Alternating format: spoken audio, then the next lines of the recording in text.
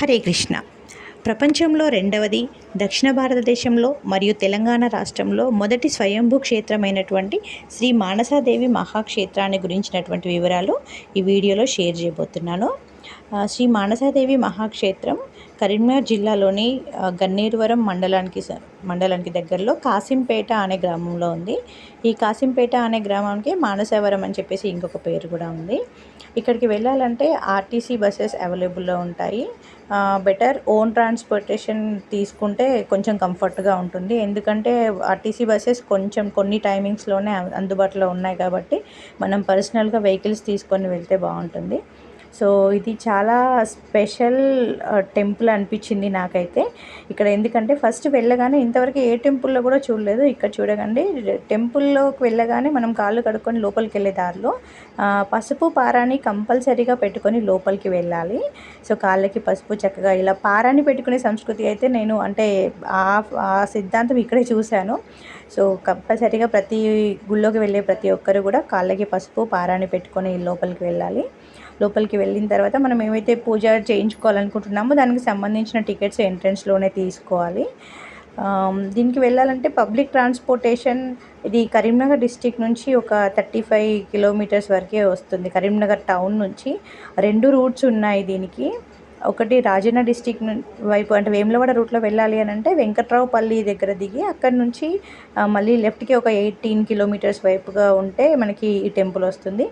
లేదు అని అంటే కరీంనగర్ టు హైదరాబాద్ రూట్లో వెళ్తే గుండ్లపల్లి క్రాస్ రోడ్ అని ఉంటుంది. అక్కడ దిగిన తర్వాత కూడా మనము రైట్కి ఒక 10 to 12 కిలోమీటర్స్ వెళ్ళచ్చు.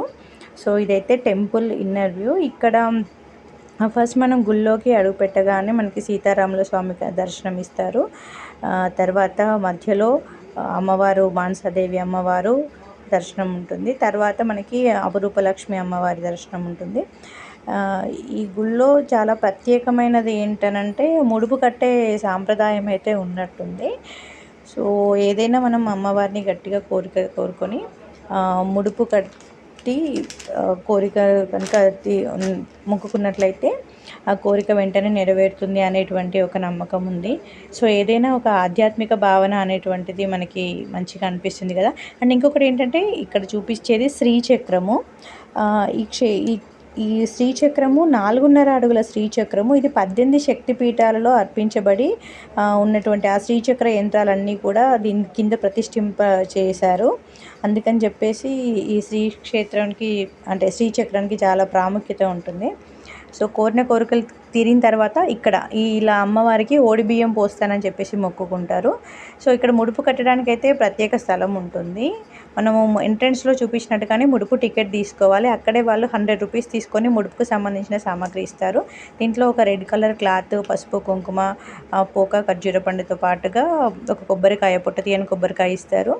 సో అక్కడే మనము మానసాదేవి నమః అని చెప్తూ ఒక 21 సార్లు అమ్మవారిని స్మరించుకొని మన కోరిక ఏదైతే ఉందో దాన్ని మనసులో కోరుకొని ఇక్కడ ముడుపు కట్టాల్సి ఉంటుంది. సో ఇలా కట్టిన ముడుపులు రోజు చాలామంది కడుతూ ఉంటారు కదా. ఇలా కట్టిన ముడుపులన్నీ కూడా ఇక్కడ అమ్మవారికి ఇట్లా ముడుపులు కడతారు.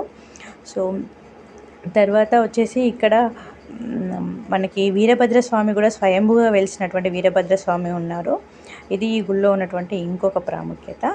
సో అన్నిటికంటే స్పెషల్గా నాకు ఏమనిపించింది అని అంటే ఇక్కడ 108 శివలింగాలు ఉన్నాయి. 108 శివలింగాలు మరియు జంట సర్పాలతో కూడినటువంటి విగ్రహాలు కూడా ఉన్నాయి.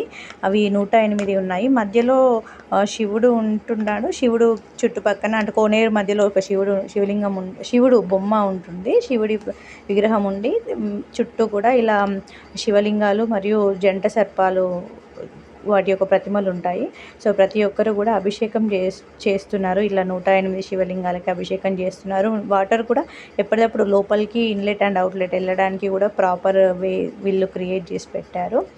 సో ప్రతి ఒక్కరు కూడా అక్కడ శివలింగం కూడా ఉంది కాబట్టి శివుణ్ణి స్మరించుకొని అక్కడ దర్శనం అయిపోయిన తర్వాత కొందరు చేస్తున్నారు. దర్శనం కావడానికి కూడా కొందరు ముందుగా డైరెక్ట్గా వచ్చేసి అభిషేకం చేస్తూ ఉన్నారు. ప్రతి ఒక్క శివలింగానికి ఇట్లా అభిషేకం చేస్తూ వెళ్తున్నారు. సో తర్వాత ఇక్కడ మనం కట్టిన ముడుపులన్నీ కూడా హోమంలో వేస్తారని చెప్పారు. వీళ్ళకు ప్రతిసారి హోమం నిర్వహిస్తూ మనం కట్టిన ముడుపులన్నింటినీ కూడా ఇలా ఒక దగ్గర తీసుకొని మళ్ళీ వాటిని హోమాగ్ని లోపల చేస్తున్నారు అని చెప్పేసి అయితే ఇన్ఫర్మేషన్ ఇచ్చారు. సో ఇదైతే టెంపుల్ బ్యాక్ సైడ్ వ్యూ. నాకైతే సడన్గా చూస్తే నిజంగానే ఏదో ఒక పాముల పుట్టలోంచి పాములు బయటకు వచ్చి ఇలా ఉన్నాయో అంత క్లియర్గా చాలా స్పష్టంగా కట్టారనమాట. చాలా బాగా అంటే థ్రిల్లింగ్గా అనిపించింది. ఈ టెంపుల్కి నేను ఇది మూడోసారి రావడము. నాకైతే చాలా అంటే ఒక స్పిరిచువాలిటీ, ఒక ఆధ్యాత్మికత భావన ఏదైతే ఉంటుందో, ఒక పాజిటివ్ వైబ్రేషన్స్ అనేవి బాడీ లోపల జనరేట్ అయినట్టు అనిపిస్తుంది. అందుకని చెప్పేసి ఈ టెంపుల్కి ఎందుకో తరచుగా రావాలనిపించింది నాకు. అండ్ ఇక్కడ ఏంటంటే హనుమాన్ కూడా ఉన్నారు. చాలా పెద్ద హనుమాన్ స్వామి విగ్రహం అయితే ఉంది అక్కడ. ఇది అంటే టెంపుల్కి మనకి రైట్ సైడ్లో కనిపిస్తుంది, పెద్ద హనుమాన్ టెంపుల్కి రైట్ సైడ్లో కనిపిస్తుంది. అండ్ చూడడానికి ఆకర్షణీయంగా ఉండేలాగా మంచిగా ఏనుగు బొమ్మలు ఇవన్నీ కూడా అక్కడ ఉన్నాయి. అంటే మంచిగా ఒక ప్రశాంతమైన ఆధ్యాత్మిక అనుభూతిని పొందాలి అని అనుకుంటే మాత్రం ఇలాంటి టెంపుల్ని దర్శించుకోవడం అటువంటిది కొంచెం మంచి చెప్పదగినటువంటి అండ్ ఒక పాజిటివ్ వైబ్రేషన్ని మనకు కల్పిస్తుంది అని చెప్పేసి చెప్పొచ్చు. అండ్ దీంట్లో నిత్యాన్నదాన సత్రం ఉంది. ఇక్కడ రోజు కూడా అన్నదానం చేస్తారు.